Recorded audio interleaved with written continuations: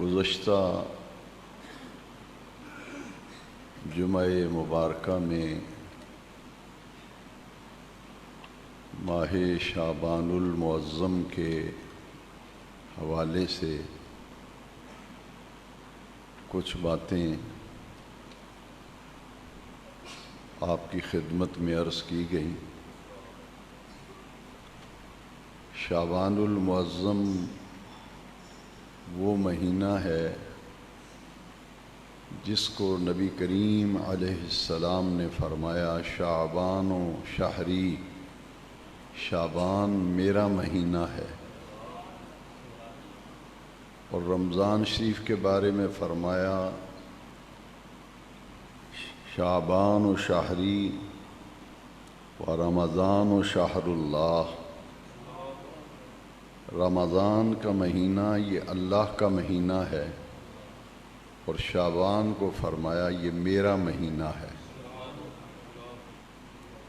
اس مہینے میں نبی کریم صلی اللہ علیہ وسلم اکثر روزے کی حالت میں رہتے۔ اس مہینے میں روزے رکھنے کی جو کیفیت اور کثرت صحابہ کرام دیکھا کرتے تھے،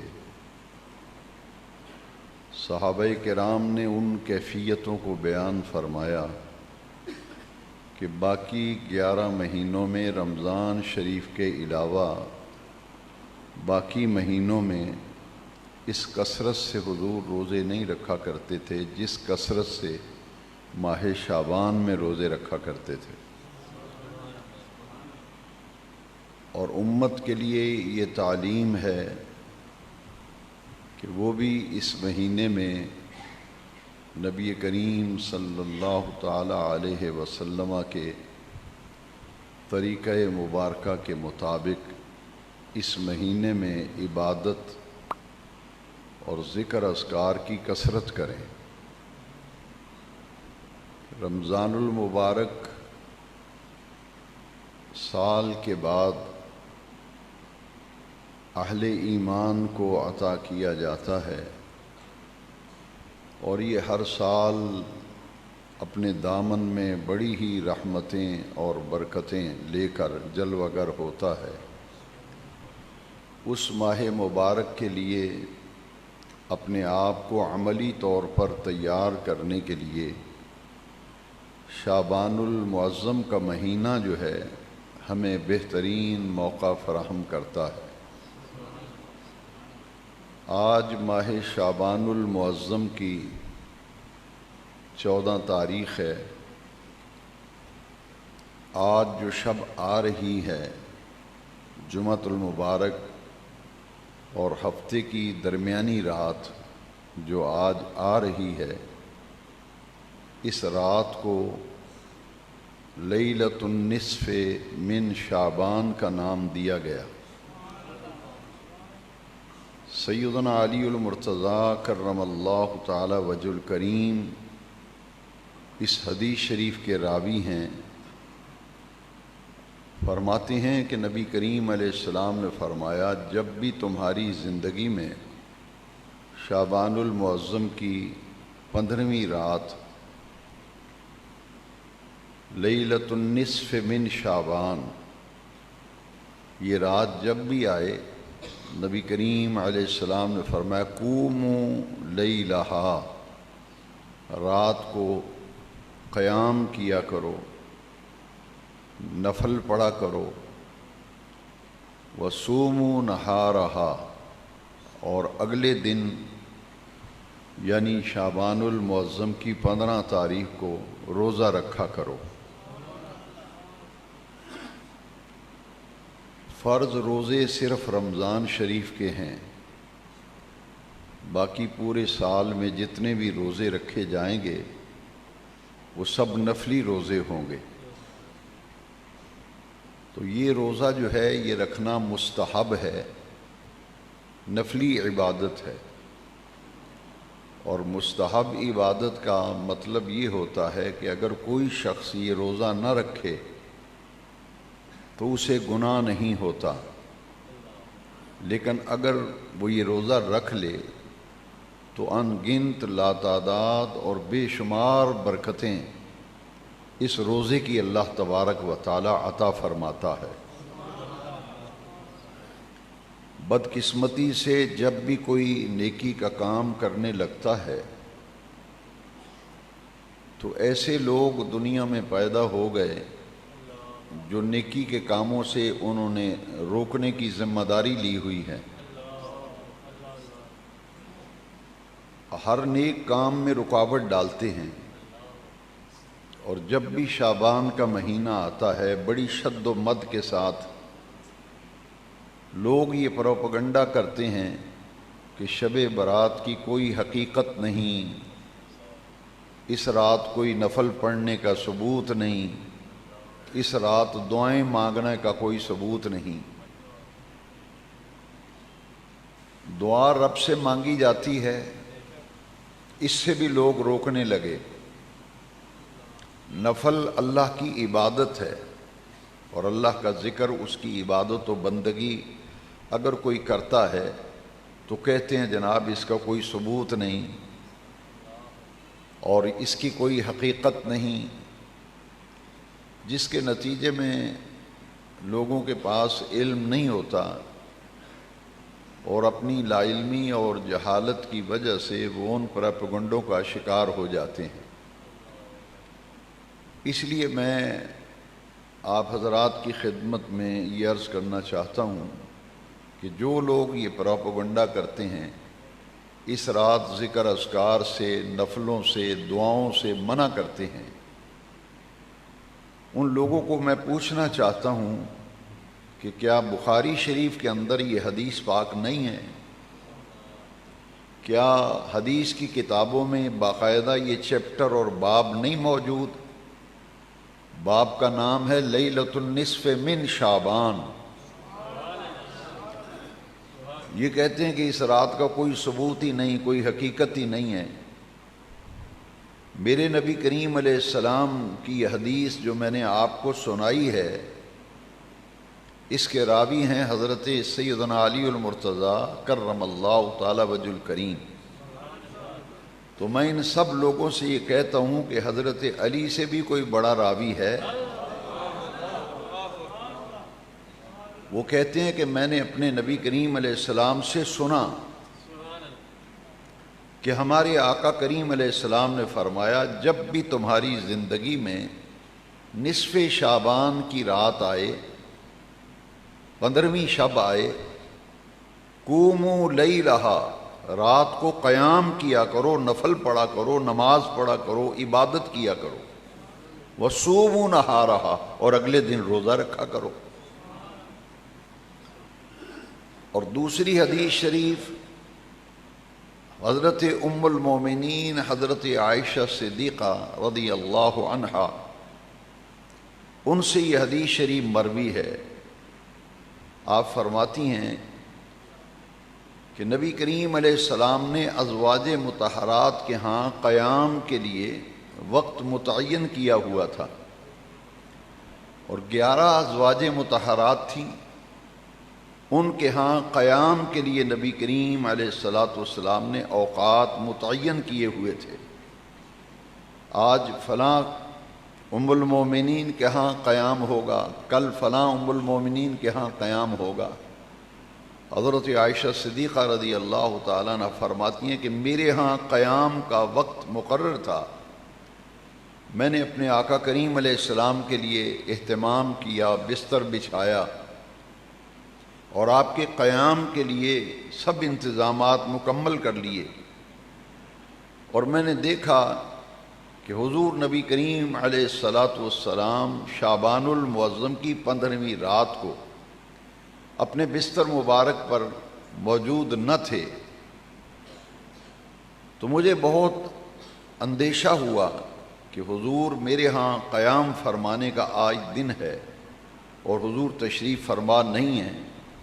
فرماتی ہیں کہ میں حضور کو دیکھنے کے لیے نکلی تو میں نے دیکھا کہ شعبان المعظم کی 15ویں شب کو نبی کریم علیہ السلام کو میں دیکھنے کے لیے نکلی تو میں نے حضور کو سجدے کی حالت میں دیکھا۔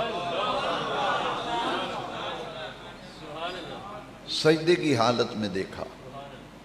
فرماتی ہیں میرے دل میں یہ گمان ہوا، اندیشہ ہوا کہ شاید نبی کریم علیہ السلام کی روح مبارک پرواز کر گئی، کہ آقا کریم کا وصال ہو گیا، کہ اتنا طویل سجدہ آپ نے فرمایا اور میں کھڑی رہی اور دیکھتی رہی، اور حضور نے جنبش نہیں فرمائی، حرکت نہیں فرمائی، بڑے تسلسل کے ساتھ سجدے کی کیفیت و حالت میں حضور موجود رہے۔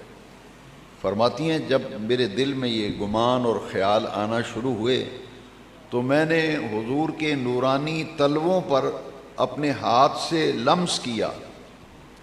حضور سجدے کی حالت میں تھے اور پائے اقدس کے جو تلوے تھے ان پر حضرت ام المومنین عائشہ صدیقہ رضی اللہ عنہ نے اپنا ہاتھ مس کیا، لگایا، اور جیسے ہی انہوں نے اپنا ہاتھ لگایا تو نبی کریم علیہ السلام نے پائے اقدس کو جنبش دی، تاکہ عائشہ صدیقہ رضی اللہ تعالیٰ عنہ کے ذہن میں جو گمان ہے اس کی تلافی ہو جائے۔ فرماتی ہیں میری جان میں جان آئی اور میں نے سمجھا کہ نبی کریم علیہ السلام اپنی عبادت اور ذکر کے انہماک کی بدولت طویل سجدہ فرما رہے ہیں، اور میں نے سنا کہ نبی کریم علیہ السلام سجدے کی حالت میں دعائیں مانگ رہے تھے۔ جب سلام پھیرا نبی کریم علیہ السلام نے نماز مکمل کر کے تو حضور نے فرمایا اے عائشہ تم نے کیا گمان کیا؟ حضور آج میرے ہاں قیام تھا تو میں نے دیکھا کہ آپ بستر پہ تشریف فرما نہیں ہیں، تو میں آپ کو دیکھنے کے لیے نکلی اور میں نے دیکھا کہ آپ سجدے کی حالت میں ہیں اور اپنے رب کی عبادت میں مصروف ہیں۔ میرے آقا کریم نے فرمایا کیا تم جانتی ہو کہ آج کی رات کیا مقام اور کیا مرتبہ رکھتی ہے؟ یہ کون سی رات ہے؟ حضرت ام المومنین حضرت عائشہ صدیقہ رضی اللہ عنہ فرماتی ہیں میں نے عرض کیا اللہ و رسولہ اعلم، کہ اللہ اور اس کا رسول بہتر جانتا ہے۔ نبی کریم علیہ السلام نے فرمایا اے عائشہ یہ لیلۃ النصف من شعبان ہے، اور اس رات اللہ تبارک و تعالی بنو کلاب یا بنو قلب دونوں پروننسیشن ہے، یہ عرب کا ایک قبیلہ ہے جس کے پاس تمام قبائل سے بکریوں کی تعداد سب سے زیادہ تھی۔ تو حضور نے فرمایا اس قبیلے کے پاس جتنی بکریاں ہیں اور ان کے جسموں پر جتنے بال ہیں ان کی تعداد سے بھی زیادہ اللہ تبارک و تعالی آج کی رات اپنے بندوں کو جہنم سے نجات اور چھٹکارا اور رہائی عطا فرماتا ہے۔ یہ نجات کی رات ہے۔ اس حدیث کے راوی حضرت مولا علی ہیں، اور اس حدیث کی راویہ حضرت ام المومنین عائشہ صدیقہ رضی اللہ عنہ۔ جو لوگ یہ کہتے ہیں کہ کوئی حقیقت نہیں ہے، یہ نفل نہیں پڑھنے چاہیے، روزہ نہیں رکھنا چاہیے، وہ اس رات کچھ بھی نہیں ہے، تو یہ تو میں آپ کو احادیث سنا رہا ہوں نا۔ نبی کریم علیہ السلام نے فرمایا اس رات بندوں کے اعمال اللہ کی بارگاہ میں اٹھائے جاتے ہیں، اعمال پیش کیے جاتے ہیں، اور حضور نے فرمایا اے عائشہ آج کی رات اللہ تبارک و تعالی ہر آدمی کی زندگی اور اس کے موت اور اس کے رزق اور اس کے معاملات کا فیصلہ فرماتا ہے۔ حدیث شریف میں آتا ہے کہ جن لوگوں نے اس شب برات سے لے کر اگلی شب برات تک فوت ہونا ہے، ان کا انتقال ہونا ہے، نبی کریم علیہ السلام نے فرمایا ان کی فہرست اس رات مرتب کر دی جاتی ہے، زندوں کی فہرست سے ان کے نام نکال کر جن جن کی روحیں قبض کی جانی ہیں اگلی شب برات تک ان کے نام لکھ کر وہ حضرت اسرائیل علیہ السلام کے سپرد کر دی جاتی ہے۔ تنفیذ کے لیے، انفورسمنٹ یعنی اس پر عمل کرنے کے لیے وہ فہرست ان کے سپرد کر دی جاتی ہے۔ جس دن فوت ہونا ہے، جس تاریخ کو فوت ہونا ہے اور جس لمحے ان کی جان نکلنی ہے، یہ ساری فہرست اس رات مرتب کر کے وہ حضرت اسرائیل کے سپرد کر دی جاتی ہے، اور عالم تکوین کے جتنے بھی ذمہ داریاں مختلف ملائکہ کے سپرد ہیں، نبی کریم علیہ السلام نے فرمایا ہر متعلقہ فرشتے کے پاس وہ فہرست مرتب کر کے اس کے سپرد کر دی جاتی ہے۔ روزی کی تقسیم کا محکمہ جو ہے حدیث شریف میں ہے، یہ حضرت میکائیل کے سپرد ہے۔ لوگوں کی روح قبض کرنے کا محکمہ اور ذمہ داری حضرت اسرائیل کے سپرد ہے۔ تو جس کو جو رزق دیا جانا ہے وہ اس رات اس کی تقسیم کر دی جاتی ہے، فیصلہ کر دیا جاتا ہے، اور وہ فہرست مرتب کر کے اس پر عمل کرنے کے لیے حضرت میکائیل کے وہ سپرد کر دی جاتی ہے۔ نبی کریم علیہ السلام نے فرمایا اے عائشہ، میں نے طویل سجدہ اس لیے کیا ہے کہ میرے تمام معاملات کا فیصلہ رب کریم کی بارگاہ میں ہو رہا ہو اور میں سجدے کی حالت میں اپنے رب کی عبادت و ذکر کے اندر مصروف ہوں۔ نبی تو گناہوں سے معصوم ہیں اور گناہوں سے پاک ہیں، تو اس رات نبی کریم علیہ السلام اللہ تعالیٰ کی بارگاہ سے استغفار کرتے ہوئے حضرت عائشہ صدیقہ نے وہ حضور کی دعا سنی جس میں نبی کریم علیہ السلام استغفار فرما رہے تھے۔ حضرت عائشہ صدیقہ رضی اللہ تعالیٰ نے شعبان کی 15ویں رات کو دیکھا کہ حضور کے پائے اقدس پر ورم ہے، متورم ہے حضور کے قدمین مبارک، کیونکہ طویل قیام فرمایا حضور نے۔ تو حضرت عائشہ صدیقہ نے عرض کی حضور یہ میں دیکھ رہی ہوں کہ آپ نے اتنی کثرت سے قیام فرمایا کہ آپ کے پائے مبارک متورم ہیں، تو آپ پر تو اللہ کی اتنی عنایات ہیں، اور نبی گناہوں سے معصوم اور پاک ہوتا ہے، گناہ ان سے سرزدی نہیں ہوتے، وہ تو معصوم عن الخطا ہوتے ہیں، تو اس قدر آپ کیوں زاری اور گریہ اور عبادت اور طویل سجدے اور طویل قیام کیوں فرما رہے ہیں؟ رب کا اتنا کرم ہے کہ آپ کو گناہوں سے پاک بنایا ہے، آپ معصوم ہیں، تو اس قدر اہتمام کس لیے فرماتے ہیں؟ میرے آقا کا جواب ذرا غور سے سنیے، یہ تعلیم امت کے لیے تھا کہ ایک ہستی اور ایک ذات جو بالکل معصوم ہیں، مبرہ عن الخطا ہیں، ان کی عبادتوں کے ذوق کی یہ کیفیت ہے، تو امتی تیری عبادت کے اندر کیا ذوق ہونا چاہیے؟ یہ تعلیم امت کے لیے تھا۔ کسی بھی شارح حدیث جنہوں نے اس حدیث کی شرح لکھی آپ پڑھ کے دیکھ لیں، یہ تعلیم امت کے لیے تھا۔ تو حضرت عائشہ صدیقہ کے سوال کا جواب حضور نے دیا، افلا اکون عبدا شکورا، اے عائشہ میں اپنے رب کا شکر گزار بندہ نہ بنوں؟ میرے اوپر جو رب کی عطائیں ہیں میں ان عطاؤں پر اپنے رب کا شکر ادا کرنے کے لیے کثرت عبادت و ذکر میں مصروف ہوں۔ تو یہ تعلیم امت کے لیے تھا،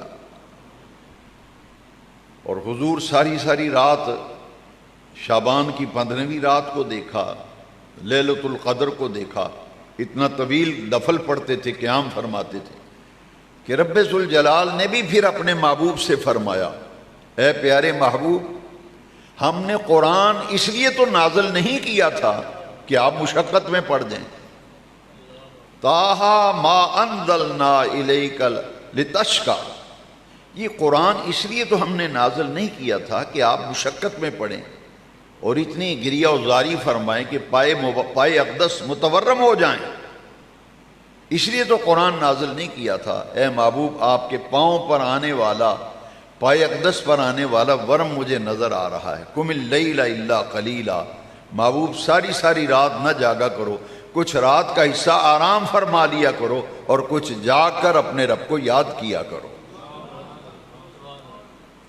تو یہ شعبان کی 15ویں رات حضرت ام المومنین عائشہ صدیقہ رضی اللہ تعالیٰ عنہ نے حضور کی یہ کیفیت دیکھی عبادت کے اندر، اور پھر اسی لیلۃ النصف من شعبان کو 15ویں رات کو، جسے ہم اپنی زبان میں شب برات کہتے ہیں، قرآن میں اس کا نام ہے لیلہ مبارکہ، یہ بڑی مبارک رات ہے، حامیم والکتاب المبین انا انزلناہ فی لیلۃ مبارکہ۔ یہ سورہ الدخان کی ابتدائی آیات پڑھ کر کے دیکھیے، سورہ الدخان کی ابتدائی آیات، اور یہ بڑے غور سے سننے والی بات ہے۔ جمعے میں یہ باتیں سیکھنے سمجھنے کے لیے ہر جمعے بیان ہوتا ہے۔ جو لوگ یہ کہتے ہیں کہ اس کا کوئی ثبوت نہیں ہے، اس کی کوئی حقیقت نہیں ہے شب برات کی، لوگ آنسو بہانے کے لیے آتے ہیں رب کی بارگاہ میں، اپنے گناہوں کی معافی مانگنے کے لیے آتے ہیں۔ اب اس کے لیے بھی لوگ گناہوں کی معافی مانگنے کے لیے بھی ثبوت کی ضرورت ہے، رب کی بارگاہ میں آنسو بہانے کے لیے بھی ثبوت کی ضرورت ہے۔ اس رات کیا ہوتا ہے؟ یہ مغفرت کی رات ہے، یہ بخشش کی رات ہے۔ حضور نے فرمایا بنو کلاب یا بنو قلب قبیلے کی بکریوں کے جسموں پر جتنے بال ہیں ان کی تعداد سے بھی زیادہ اللہ تبارک و تعالی اپنے بندوں کو جہنم سے رہائی عطا فرماتا ہے۔ شعبان کی 15ویں رات تو لوگ جاگتے ہیں، نفل پڑھتے ہیں، ذکر کرتے ہیں، دعائیں مانگتے ہیں، باری تعالی آج جہنم سے رہائی کی رات ہے، تو اپنے فضل و کرم سے میری زندگی بھر کی خطائیں معاف کر دے۔ میری زندگی کے اگلے معاملات کا فیصلہ کیا جا رہا ہے، اور لوگ سجدے میں جا کے روتے ہیں، یا اللہ اگر آج کی رات میری موت کا فیصلہ تیری بارگاہ میں ہو گیا ہے، اور باری تعالیٰ تو نے میرا نام زندوں کی فہرست سے نکال کر مردوں کی لسٹ میں لکھوا دیا ہے، اور اگلے سال شب برات سے پہلے پہلے دنیا چھوڑ کر جانا ہے، تو یا اللہ میں التجا کرتا ہوں مرتے وقت پھر کلمہ بھی نصیب کرنا، پھر خاتمہ ایمان پر بھی فرمانا، اور اپنے محبوب کی زیارت سے مشرف بھی فرمانا۔ اور اگر میری موت کا فیصلہ آج کی رات نہیں ہوا تو میری زندگی میں یا اللہ برکت بھی دینا، سلامتی، عافیت اور برکت والی زندگی دینا، اور ایسی زندگی دینا کہ مجھے نیکیوں پر عمل کرنے کی توفیق ملے۔ میں ایسی زندگی کی طلب و تڑپ رکھتا ہوں جو نیکیوں کے ماحول کے اندر گزر جائے۔ تو یہ دعائیں مانگنے کے لیے لوگ شب برات کو انفرادی اور اجتماعی طور پر اس رات کو ذکر و عبادت میں گزارتے ہیں۔ اور بڑی مجھے تو حیرت ہوتی ہے کہ بڑی بے شرمی اور بڑی ڈھٹائی سے یہ کہتے ہیں کہ اس رات قبرستان جانے کا کوئی ثبوت نہیں، قبرستان نہیں جانا چاہیے، تم نہ جاؤ، تمہیں کس نے پابند کیا ہے؟ لیکن کیا ہم یہ پوچھنے کا حق رکھتے ہیں یا نہیں؟ حدیث کی کتابوں میں یہ حدیث نہیں ہے کہ نبی کریم علیہ السلام، حضرت عائشہ صدیقہ رضی اللہ عنہ فرماتی ہیں کہ شعبان کی 15ویں رات میں اپنے آقا کو میں نے دیکھا کہ آپ مدینہ منورہ کے قبرستان جنت البقیع میں تشریف فرما ہیں۔ حضور شب برات کو شعبان کی 15ویں رات کو مدینہ طیبہ کے قبرستان جنت البقیع تشریف لے گئے، اور وہاں جا کر حضرت عائشہ فرماتی ہیں میں نے دیکھا حضور دونوں ہاتھ آسمان کی طرف اٹھا کر کے کندھوں سے اوپر ہاتھ تھے نبی کریم علیہ السلام کے، اور حضور امت کی مغفرت کی دعائیں مانگ رہے تھے۔ تو اس رات قبرستان میں جانا، وہاں اہل قبور اور اہل ایمان کے لیے مغفرت کی دعا کرنا، یہ نبی کریم علیہ السلام کی سنت ہے، یہ حضور کی سنت ہے۔ لہذا اہل ایمان شب برات کو قبرستان بھی جاتے ہیں، اور معاذ اللہ جو لوگ شب برات کی عبادت اور نوافل اور دعاؤں سے روکتے ہیں، رونے سے روکتے ہیں کہ اس رات کی کوئی حقیقت نہیں، نہیں رونا چاہیے، نہیں دعائیں مانگنی چاہیے۔ کیا دعا مانگنے کا وقت تمہارے ابا نے مقرر کیا ہے کوئی؟ قرآن تو کہتے اجیب دعوت الداع اذا دعان، جب بھی میری بارگاہ میں کوئی دعا مانگنے والا دعا مانگتا ہے میں اس کی دعا کو سنتا ہوں، میں دعاؤں کو قبولیت سے سرفراز فرماتا ہوں۔ اجیب دعوت الداع اذا دعان، جب بھی میری بارگاہ میں کوئی دعا مانگتا ہے میں اس کی پکار کو سنتا ہوں، میں اس کو جواب دیتا ہوں۔ یہ مطلق ہے، اس میں کوئی وقت کی پابندی نہیں ہے، جب چاہو رب سے دعا مانگو۔ ہر نیک کام سے لوگ روکنا شروع ہو گئے، نوافل سے روکنا شروع ہو گئے، ذکر و عبادت سے روکنا شروع ہو گئے۔ یہ تو حضرت عبداللہ ابن عباس رضی اللہ تعالیٰ عنہ، یہ سید المفسرین ہیں، حضور کے سگے چچا حضرت عباس کے بیٹے ہیں، اور حضور کے رشتے میں چچا زاد بھائی ہیں۔ حضور کو اپنے جن چچاؤں سے بہت محبت تھی، ان میں ایک سیدنا امیر حمزہ رضی اللہ تعالیٰ، حضرت سیدنا عباس رضی اللہ تعالیٰ، اور یہ حضرت عباس حضور کے وہ چچا ہیں جن کے متعلق صحابہ کے بھرے مجمع میں حضور نے فرمایا کہ یہ میرا چچا ہی نہیں، یہ میرا باپ بھی ہے۔ حضرت سیدنا عباس رضی اللہ عنہ جو غزوہ بدر کے موقع پر مسلمان ہوئے تھے، حضور نے فرمایا یہ میرا باپ ہی نہیں ہے، یہ میرا چچا ہی نہیں، میرا باپ ہے یہ۔ حضرت عبداللہ ابن عباس 1.25 لاکھ صحابہ میں سے وہ ہیں جن کو قرآن مجید کی تفسیر کا سب سے زیادہ علم اللہ نے ان کو عطا فرمایا تھا۔ حضرت عبداللہ ابن عباس رضی اللہ عنہ سید المفسرین، پوری امت نے انہیں یہ لقب دیا ہے کہ قرآن مجید کی تفسیر کرنے والوں کے وہ سردار ہیں، اور سب سے پہلے جو قرآن مجید کی تفسیر مرتب ہوئی اس کا نام ہے تفسیر ابن عباس۔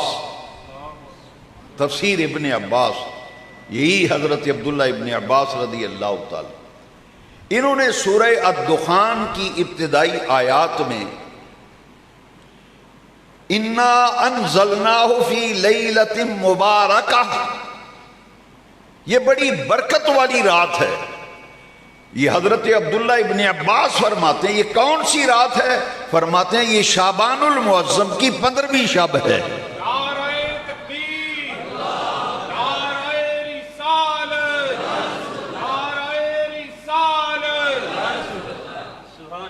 یہ شعبان المعظم کی، یہ کس نے لکھا ہے؟ حضرت عبداللہ ابن عباس رضی اللہ عنہ فرماتے ہیں اس سے شعبان المعظم کی نصف شعبان، آدھا شعبان ادھر آدھا ادھر، درمیان والی رات، یہ 15 شعبان۔ اور شب برات، شب فارسی کا لفظ ہے، برات بھی فارسی کا لفظ ہے، اس کا معنی ہے چھٹکارا پانا، نجات پانا، رہائی پانا۔ چونکہ اس رات گناہگاروں کی مغفرت ہوتی ہے، اور نبی کریم علیہ السلام نے فرمایا 5 آدمی ایسے ہیں جو اس رات محروم رہتے ہیں، ان کی دعا قبول نہیں ہوتی، ان کی مغفرت نہیں ہوتی، ان کے علاوہ باقی سب کی اللہ تعالیٰ مغفرت فرما دیتا ہے۔ ایک مشرک جو شرک کرنے والا ہے اس کی اس رات مغفرت نہیں ہوتی۔ دوسرا، ماں باپ کے دل کو دکھ دینے والا، ایسی بات کرنے والا جس سے ماں باپ کا دل دکھے،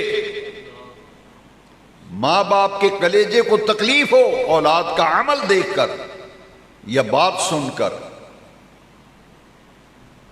فرمایا ایک شرک کا ارتکاب کرنے والا، ایک ماں باپ کو دکھ تکلیف دینے والا، اذیت دینے والا، ان کا نافرمان۔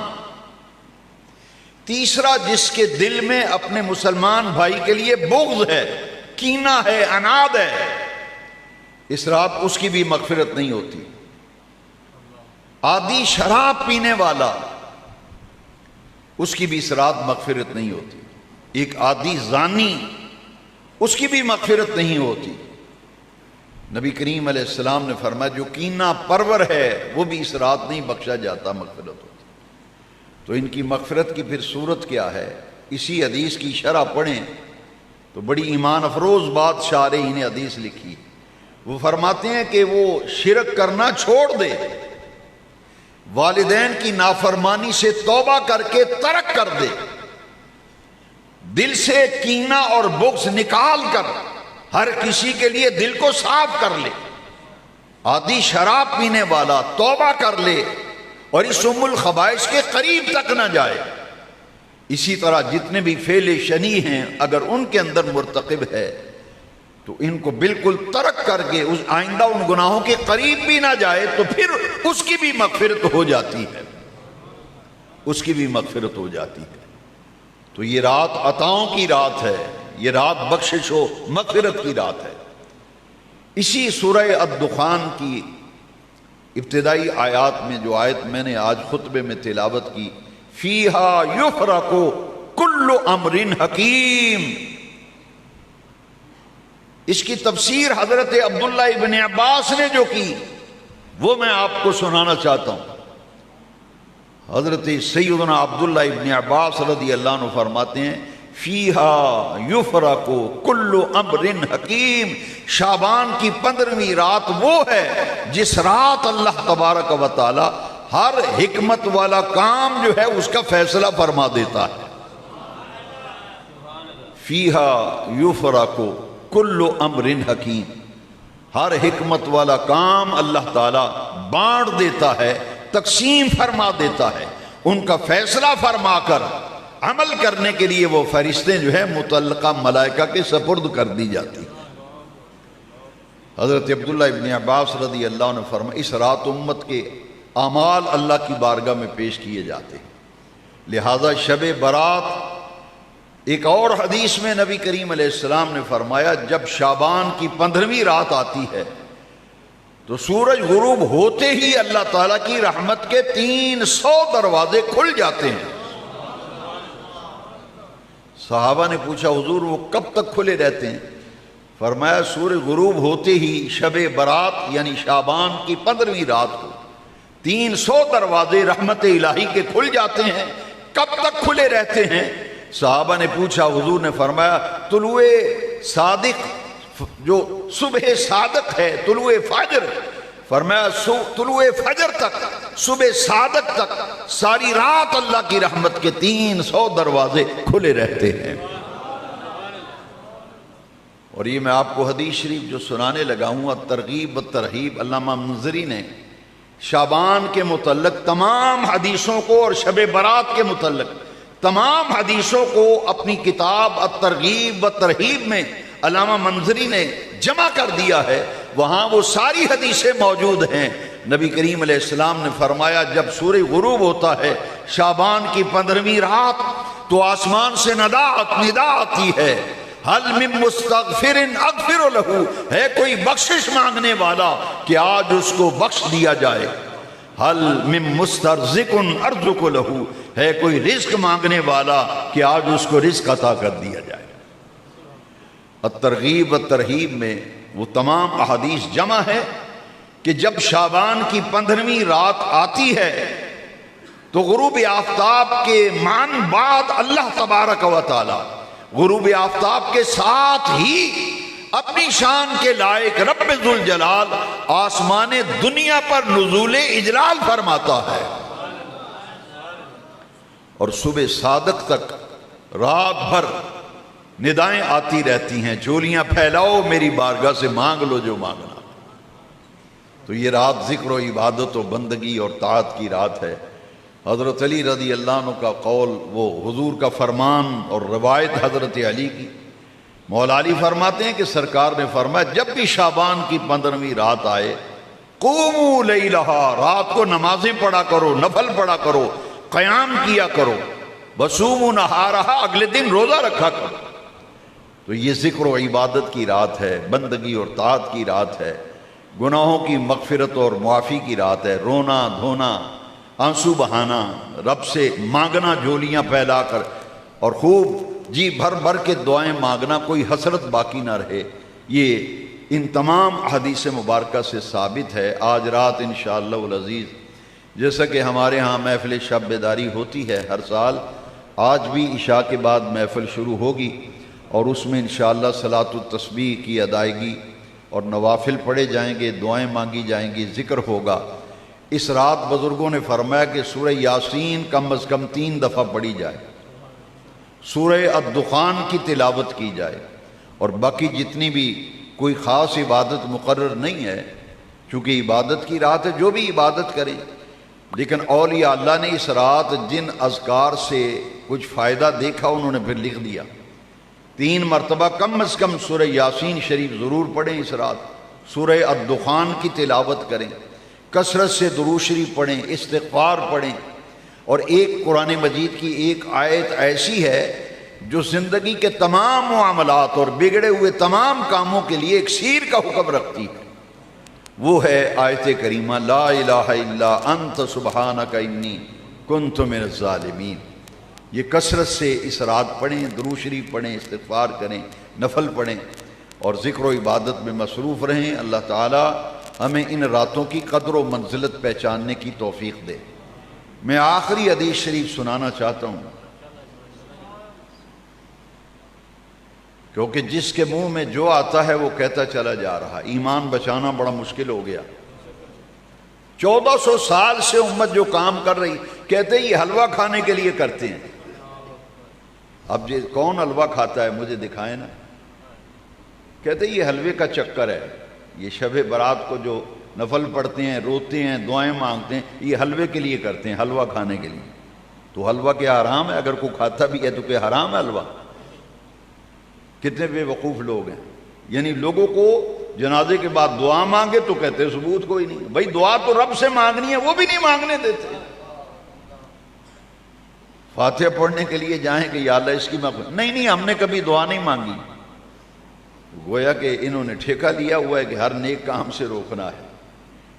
میں آپ کو وہ حدیثیں تمام میں نے سنا دی، اور میں نے پمفلٹ بھی اس دفعہ وہ شب برات میں نے اس میں بڑی کثیر تعداد میں حوالہ جات سب جمع کر دیے اس میں، الحمدللہ الحمدللہ۔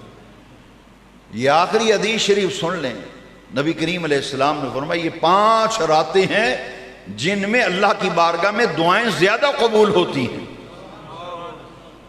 ایک عید الفطر کی رات، ایک عید الاضحیٰ کی رات۔ صبح کو عید ہوتی ہے نا، اس سے پہلی جو رات ہے شب عید الفطر، شب عید الاضحیٰ، شب عرفہ، جب میدان عرفات میں حج کا رکن اعظم ادا ہوتا ہے، اس رات دعائیں قبول ہوتی ہیں۔